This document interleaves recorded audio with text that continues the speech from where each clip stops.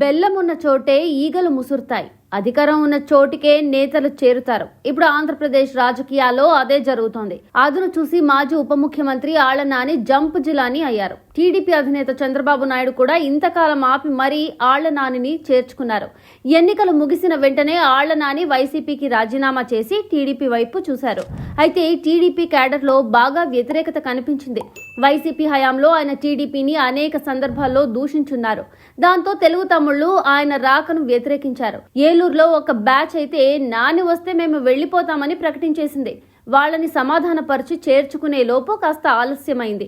ఇప్పుడు కూడా నాని రావడం టీడీపీ ఉమ్మడి పశ్చిమ గోదావరి జిల్లా నేతలకు సుతారమో ఇష్టం లేదు. కాకపోతే కాపు సామాజిక వర్గంలో నాని సీనియర్ నేత కావడంతో అన్ని లెక్కలు వేసుకొని చంద్రబాబు ఆయనకు పచ్చ కండువా కప్పారు. పరిస్థితులను అర్థం చేసుకుని సర్దుకుపోవాలని నేతలకు హితవు పలికారు. కాపు సామాజిక వర్గానికి ఏకైక నాయకుడిగా పవన్ కళ్యాణ్ అవతరిస్తున్నారు. దాన్ని అడ్డుకోవాలంటే కొన్ని బోల్డ్ డెసిషన్స్ తీసుకోవాల్సి ఉంటుందన్న నిర్ణయానికి చంద్రబాబు వచ్చేశారని చెప్పాలి.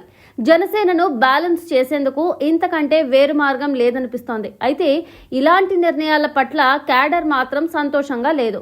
ఇటీవలి కాలంలో జరిగిన పరిణామాలు కూడా అందుకు కారణమే. ఎన్నికలకు కాస్త ముందే పార్థసారథిని చేర్చుకొని మంత్రిని చేస్తే ఆయన చివరకు ఒక సభలో జోగి రమేష్తో చెట్టాపట్టాలేసుకొని కనిపించారు. దానిపై పెద్ద దుమారమే రేగింది. మంత్రి పార్థసారథిపై టీడీపీ సోషల్ మీడియా ఒక రేంజ్లో విరుచుకుపడింది.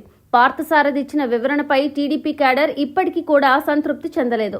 అసలు జోగి రమేషే టీడీపీలోకి వస్తారన్న టాక్ కొనసాగుతోంది. కొందరు నేతలను టీడీపీలోకి తీసుకోకుండా తెలివిగా పక్క పార్టీలోకి పంపిస్తున్నారన్న కోపం కూడా క్యాడర్లో ఉంది. బాలినేని శ్రీనివాసరెడ్డి, సామినేని ఉదయభాను లాంటి వారిని జనసేనలోకి పంపించడం అందులో ఒకటిగా చెప్పొచ్చు. అదే టైంలో బీజేపీ కూడా కొందరిని పిలిచి చేర్చుకుంది.